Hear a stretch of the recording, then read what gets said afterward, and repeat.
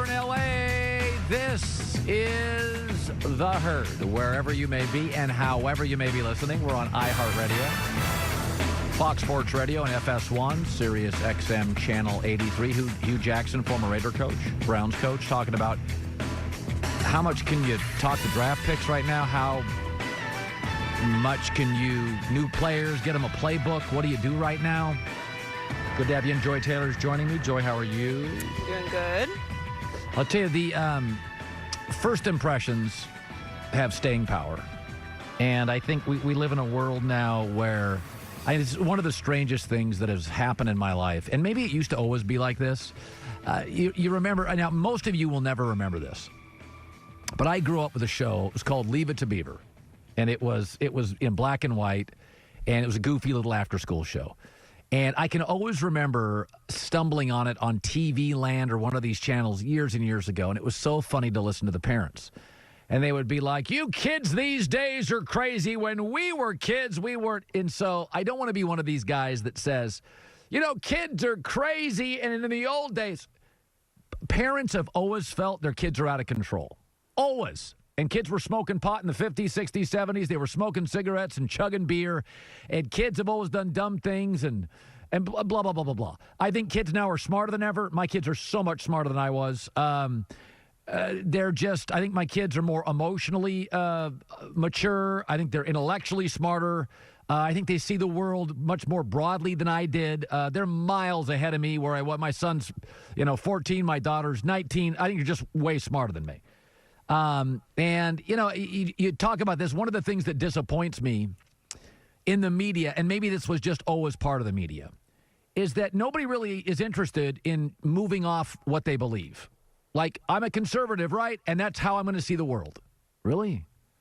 I'm a liberal. This is how I see the world. Like, my liberal friends talking about the virus, the first 5 words, Trump's name comes up.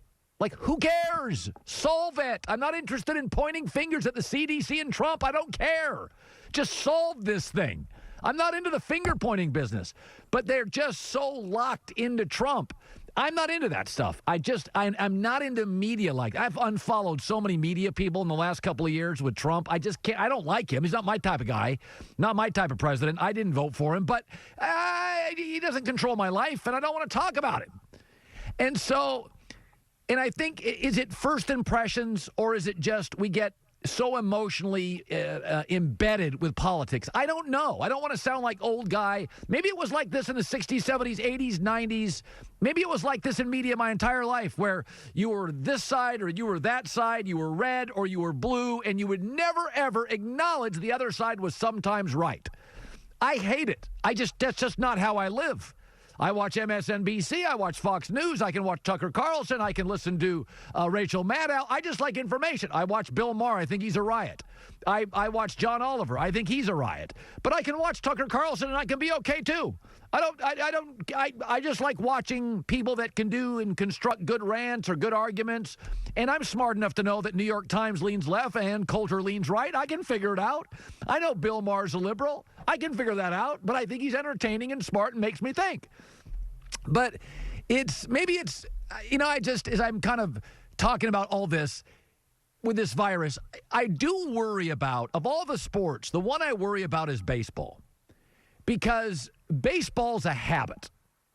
If baseball doesn't play a season, we're going to go from October of 2019 to April of 2021 with no baseball. That is bad news for baseball. The NBA can overcome that. Why? Because the NBA is like Hollywood. They have stars. You ever notice that Matt Damon, he'll do like 2 or 3 movies, and for 3 years, it's all we talk about is Matt Damon. And then he'll go hang out with his family for 4 years, and we won't talk about it. And then he'll have 2 or 3 more movies, and he pops right back up. And everybody's talking about him. That's what stars can do. Denzel Washington goes 4 years, he's hanging out with his family. He doesn't see any scripts he likes. And then Denzel, year 5 or 6, has 2 or 3 great movies. It's all we talk about. Because stars gain momentum quickly. The NBA's got nothing but stars. Your Zion, your LeBron, next year KD and Steph.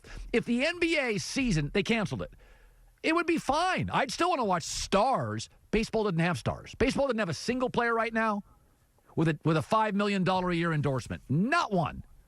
So baseball's strength has always been habit. You get into a habit. The game's on in the summer. There's always a Dodger game on. There's always a Yankee or a Red Sox game. It's just kind of, you kind of go in and out of the season. You get in your car, radio. It's a habit sport. You get out of a habit in baseball, that's not good. The NFL is a sport we watch the regular season. We don't in baseball. The NFL is a sport we bet on. We don't bet on baseball. The NBA is a sport where stars draw us in. Baseball doesn't have any. So when I look at baseball's, I worry about it. And I guess my whole point on this thing is we live in a time now where the right-wing media will never acknowledge sometimes the left is right. The left will never acknowledge sometimes conservatives are right. And everybody is stubborn and everybody's embedded into their party and their ideas. And to me, we have to be flexible on this stuff. We've just got to be flexible to get these sports started. And if we don't give baseball a shot and we just say no, you're going to go a year and a half without the sport that relies on gate, people at the games, and habit. That baseball was always the sport that you go to the newspaper. When I was a kid, you had like the sporting news, and you go to the back and you read the box scores. You get up every morning, you read the box score. Oh, how did my favorite? I used to love Tony Gwynn. I love George Brett. Yeah, how did my guy do? Because all the games didn't used to be on TV. It's a habit sport. The NBA is not a habit sport. It's star-driven. It's like a movie premiere. It's you watch a handful of players, you're really into big performances, and we really watch them at the end of the year, just like movies. We really watch them in November and December. We don't watch them that much in the summer. But boy, we watch movies at the end of the year when the studios all stack up the good movies close to the award season. And we all go to the movies in November and December and January. That's when they plan all the great movies. Same with the NBA.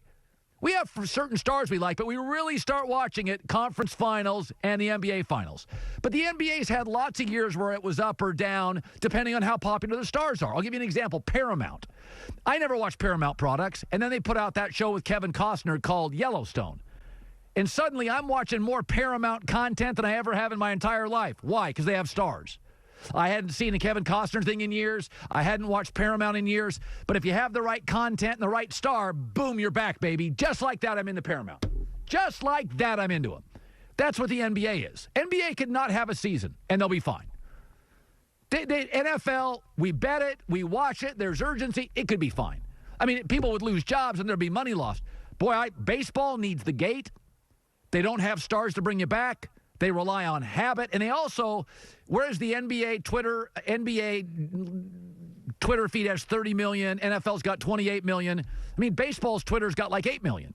Like, it's not going to get any social media momentum. Like, if the NBA missed this year, people by October would be so hungry for it. At Twitter, social media would be giving y'all, and the stars would be on this station. Baseball doesn't have those. They don't have the social media influence. They don't have the stars.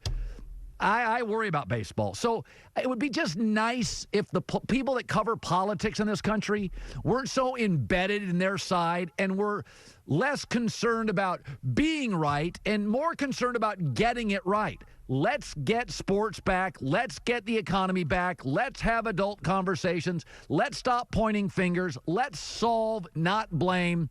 But again, do I sound like an old guy because this is the way it used to always be? I don't know. Maybe back in the 70s and 80s, the media was this and the president was that, and nobody. But it seems to me my parents, when I grew up, were much more willing. They were much more flexible. Like my mom and I would have discussions. Well, what do you think of that? I don't know. Well, I think this. What do you think of that? Well, I don't know. That's an interesting way to think about it. My mom and I had discussions. We were flexible.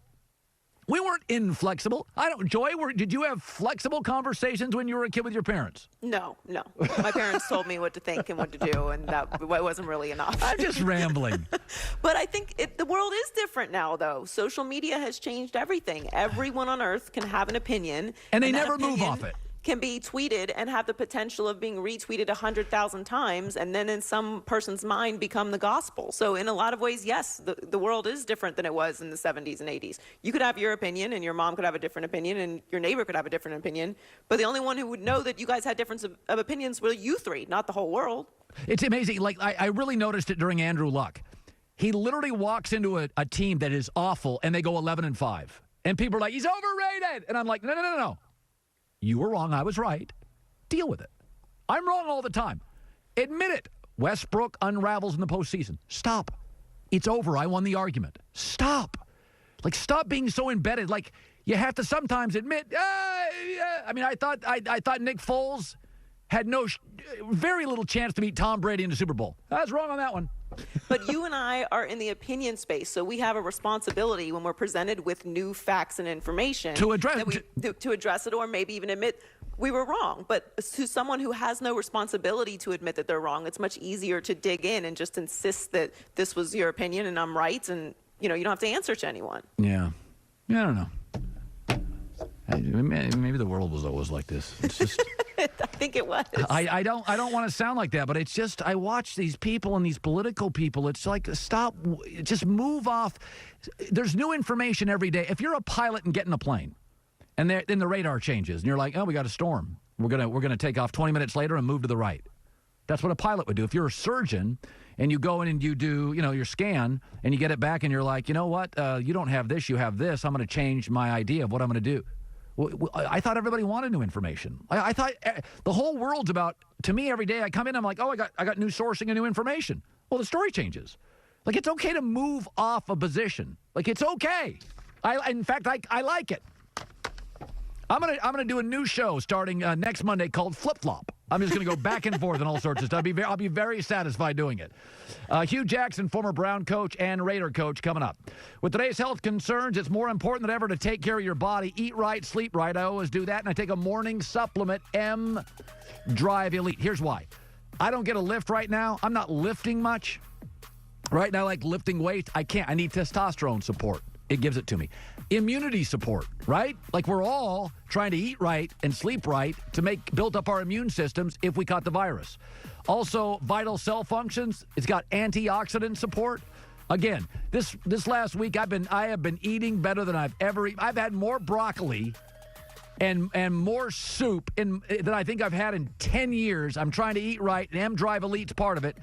You can go to Walgreens, GNC, Vitamin Shopper. Go to mdriveformen.com. The code is HERD and get 20% off your first order. Money back, by the way. The M Drive team so confident. Money back, 100% if you don't like it in 60 days. M Drive Elite, packed, clinically tested ingredients, packed. M Drive.